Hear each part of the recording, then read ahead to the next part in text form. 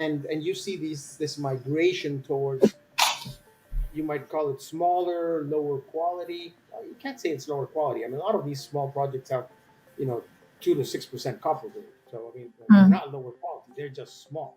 Small. Okay, Yeah. but you take a look at those two, and you say, I mean, I don't think the demand, you know, the demand supply outlook is has that changed? And I'm still very bullish on copper. Very bullish. Yeah. Hello, we're back with another episode of the Deals podcast with Paola Rojas and Lucho Saenz. Hola, Lucho. How are Hola, you? Paola, how are you? I'm good. I'm good. We wanted to talk about copper. So we've been having a lot of discussions, and we're seeing that copper is kind of, losing its shine a little bit. That's what we're kind of experiencing, and a lot of investors are seeing that too. So we wanted to talk about that, and then at the end we're going to talk about a couple of deals. We're going to talk about Codelco getting into the lithium business with the LPI transaction, and we're going to mention a bit about Liontown and the failed deal with Albemarle. So let's get started with copper, Lucho. Yeah, I mean, you were talking, mentioning, has copper lost its shine? I mean, this market has been very volatile, right? And you I don't know. Many times people say the trend is your friend, right? And the trend right now on copper is that it's starting to flail. It's getting weaker.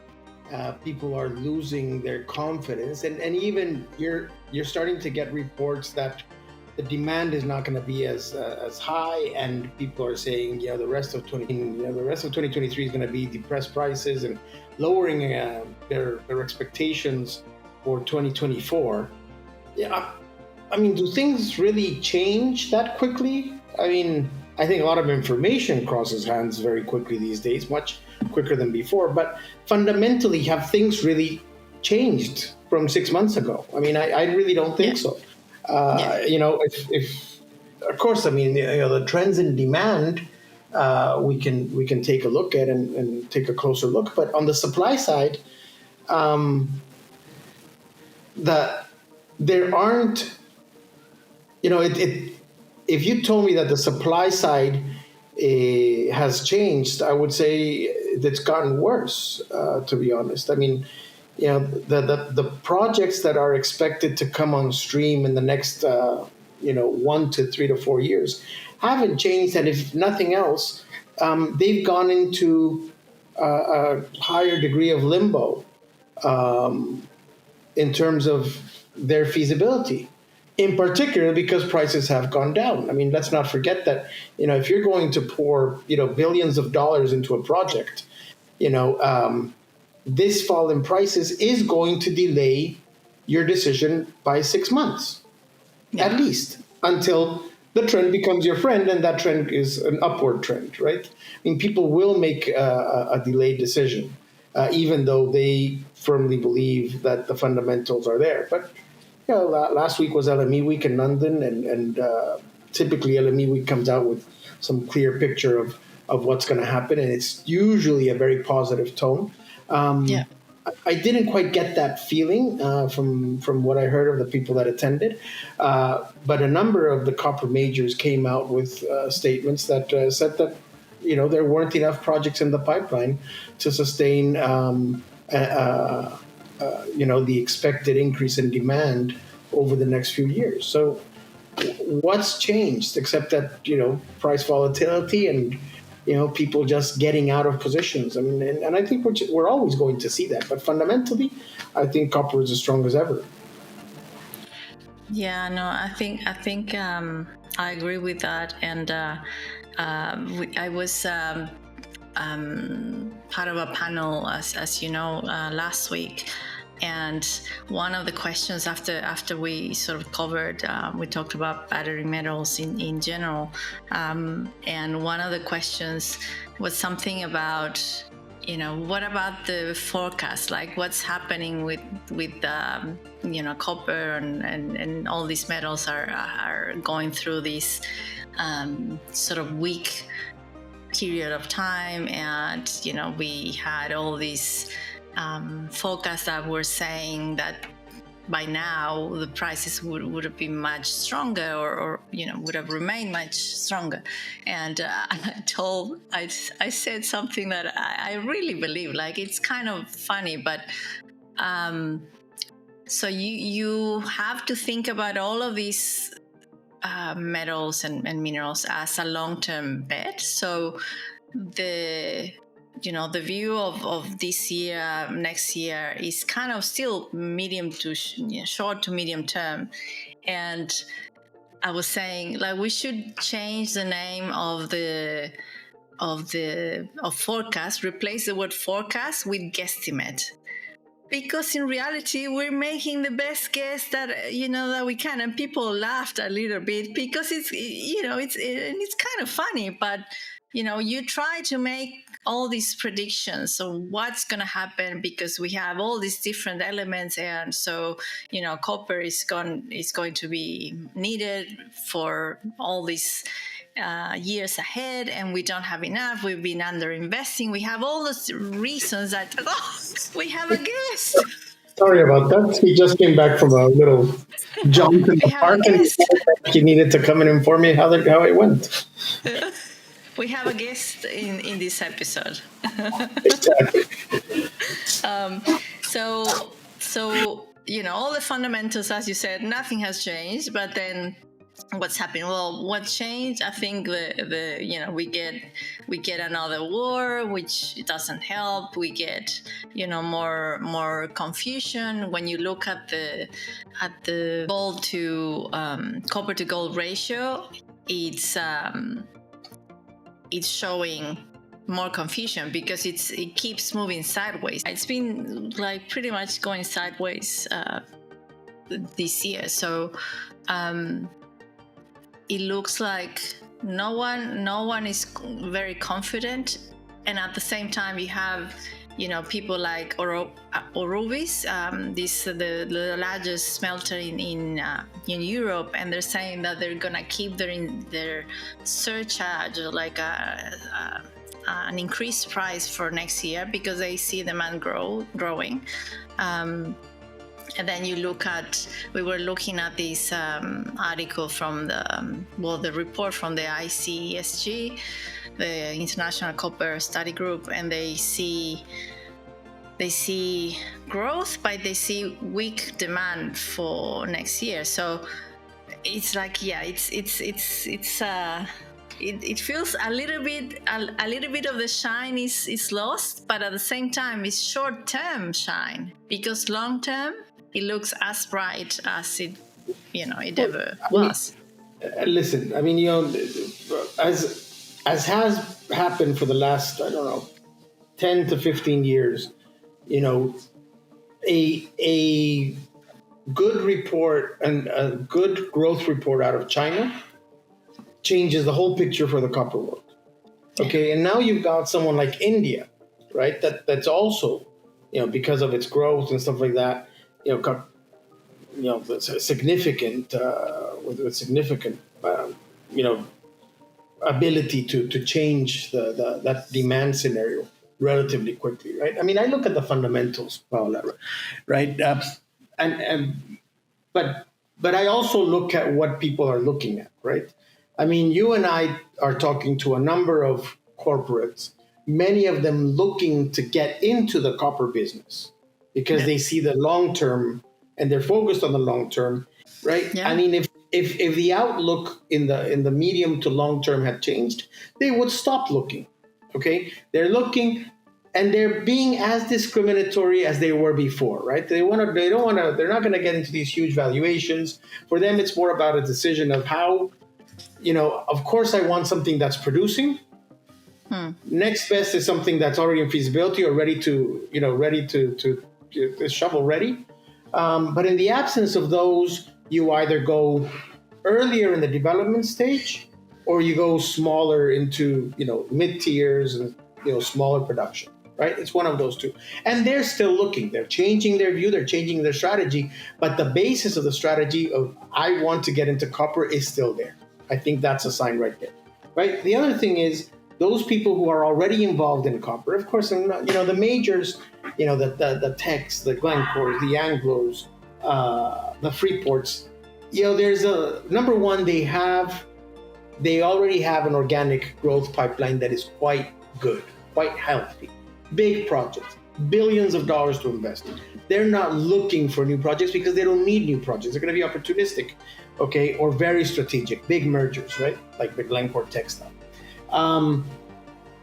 But the ones that are like lower, mid-tiers, the mid-tiers don't really have much to look at these days. Mm-hmm. And those who are even lower, into the below the mid-tier, if you will, at least in Peru, you have this phenomenon of, small-scale mining. I mean, by small scale, I'm talking about the, 50 ton per day to 350, maybe 500 ton per day. Tiny. But you've got hundreds of these, right? Yeah. And I mean, that accumulated actually becomes quite a bit of production.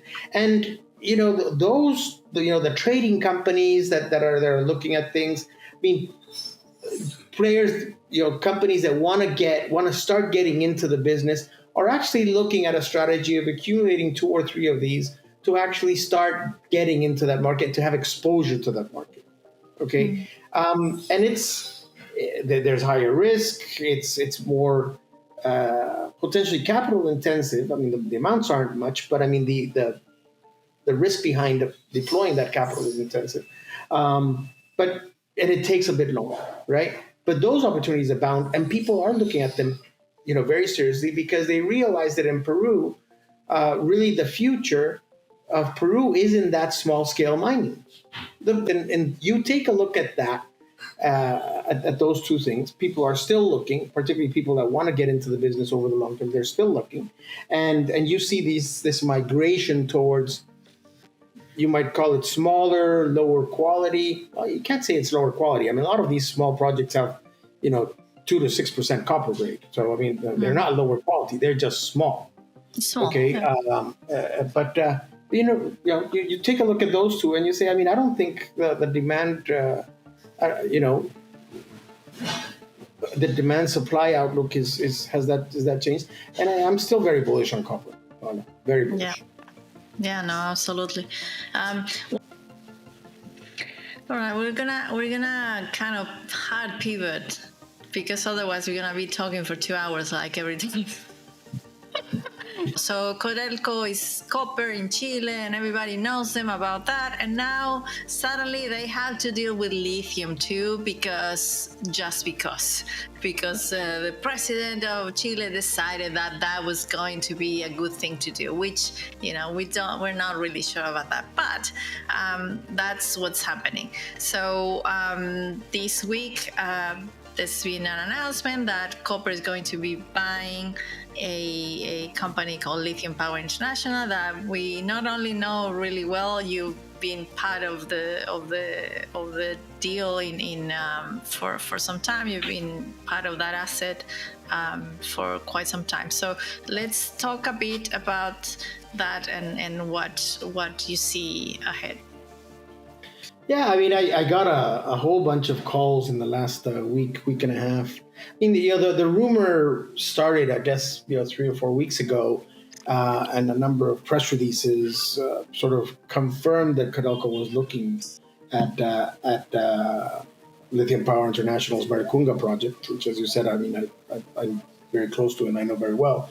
And then, of course, we saw the announcement of the actual acquisition of the project. And I got a number of calls from what the hell happened to, since when did Codelco decide to become a lithium producer, right? And they weren't paying attention. I have to say, I'm surprised by the actual move to acquire a project, right? By Codelco. I am surprised. But I mean, there's a lot of logic behind a transaction like this. Okay, a lot of logic that not only is not new. I mean, this logic existed, yes, for some time already, It right? was I mean, kind it's just of like Codelco. it was kind Codelco of has been just there. fighting, right? But it was always there. The thing is that, I mean, Codelco, in my view, Codelco had been fighting the government directive of getting into lithium or getting involved for a very long time. Yeah, since pre-Boric. I mean, actually, it goes, probably dates back to Bachelet, right? So I mean, it's been 3 or 4 governments that Codelco has been, not wanting to get involved until, I guess, I don't know if Boric is more convincing or Codelco's board just got tired, etc. I mean, it certainly doesn't mean that Codelco has the time or should make it a priority, because clearly Codelco has a lot of things to worry about. They have a lot of challenges on their own. But you know what? I think they saw an opportunity to make a mark, and they bought themselves at what I consider to be a very decent valuation on Codelco's side, not on LPS. Yeah, for Codelco, okay? it's Yeah, great. no, I mean, this it was a great buy. It was a great buy if you compare everything else that has been sold and the valuations that have been commanding, for example, out of Argentina. Yeah, you're talking about a tier 1 lithium project in a stable jurisdiction, if you can get a permit to exploit lithium, which, oh, by the way, Codelco has, because it's the state, right? So, I mean, it's really, it doesn't get better than this. And I've told this to a few people, right? I mean, I think in that sense, Codelco has made the right choice and the right strategy, and is probably already looking for a partner, or already has a partner that they're going to sort of work with in terms of funding the project and stuff like that. It's just surprising that Codelco, one of the largest producers of copper in the world, and with a number of challenges in keeping that largest producer of copper in the world status, would actually get involved in the lithium business, which is different commodity, obviously different mining, different market altogether. Okay, I think it's opportunistic, right? I think that it's a great strategy. I think it positions Codelco, I think it positions the Chilean government very well to really advance a national lithium strategy, as was outlined by Boric's government earlier this year, in what was it, March or April? Okay, it's just the unlikely candidate. Okay, and that's Codelco. Now, there was no other candidate. It is what it is. I personally am very happy that the project will finally move ahead. Okay. And I think it's going to be a great project. And whoever partners up with Codelco is going to either expand their current lithium portfolio, or enter the market with a fantastic asset that is shovel ready. Okay, and with the stability of having the Chilean government as a partner. That beats any project in Argentina, clearly beats any project in Bolivia, clearly beats any project that is not brine, therefore the lowest cost around. I mean, it's a perfect situation for someone who wants to come in. And Codelco now holds all the cards. Very intelligent. Just as like I said before, for me, it was a surprise, because I didn't think Codelco had the cojones to do that. And apparently they do. Yeah, I can't agree this time, to be honest. I think I can't agree in most of what you just said. I think what I do agree is that at this time it was kind of the expected partner, and you knew that at some point they were going to need to be partnering with them. What I think I see from comments from investors, and we got out of the stock a while ago because I was seeing that I didn't like where it was going. So for them, and if I was still holding, I wouldn't be happy with the outcome. Not because it's not the best outcome in the current situation, but because it's not ideal for people who invested, especially those who paid like $1. So yeah, so I'm not too and I think I still prefer the Argentinian projects. I think there's a bunch of them, and some have partnership with the state. It's provincial state, so you talked about that before. So in Argentina, it's a federal country, like Canada and Australia. So the state, the national structure is not going to be as relevant, at least not until you're producing. So yeah, I still prefer the Argentinian projects. And anyway, okay, so we're already kind of.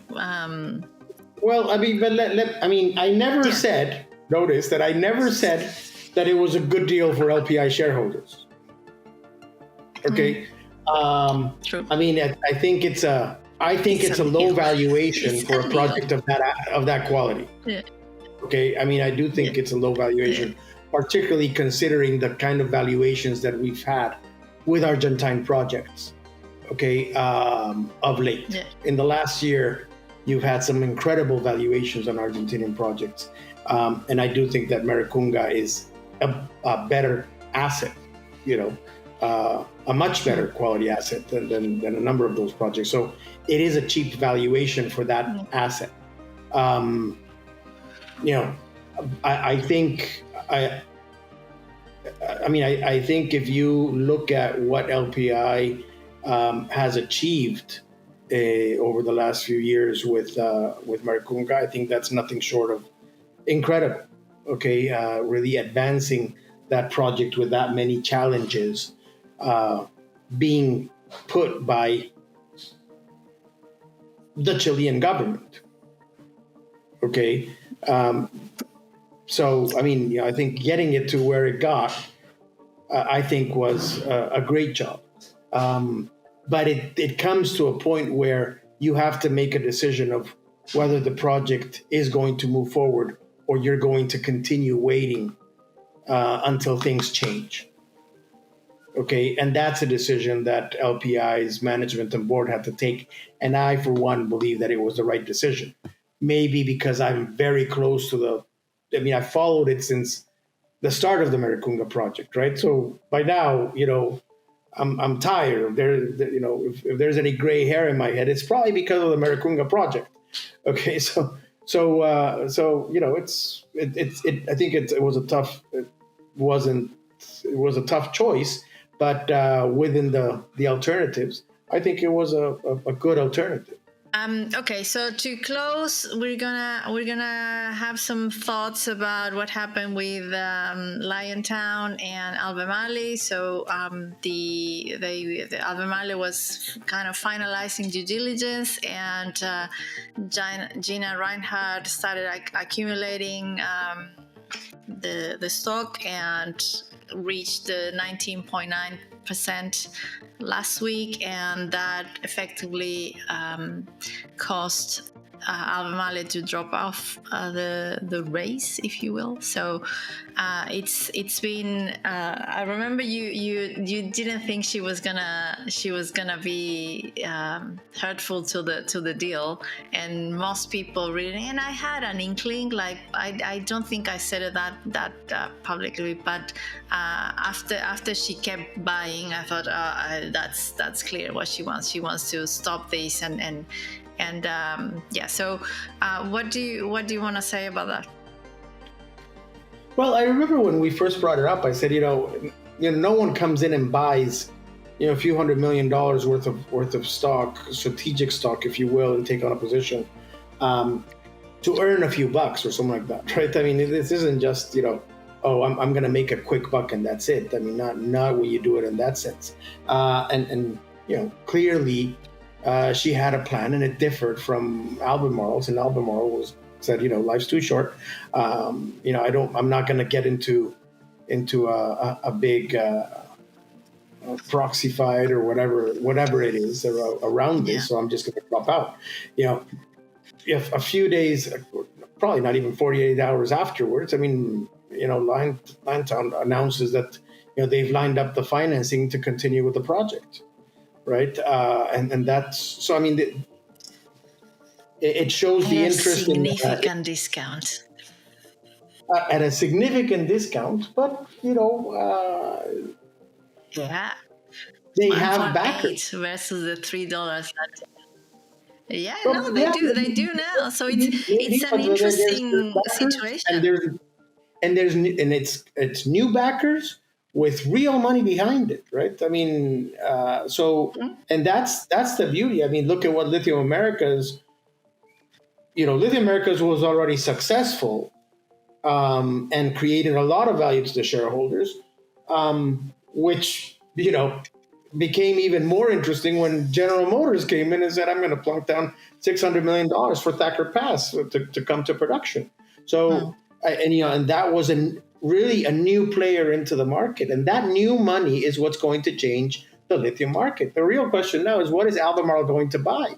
These guys have clearly a big wallet, maybe they're already talking to Codelco about taking Maricunga forward. I mean, I think that would be a perfect match.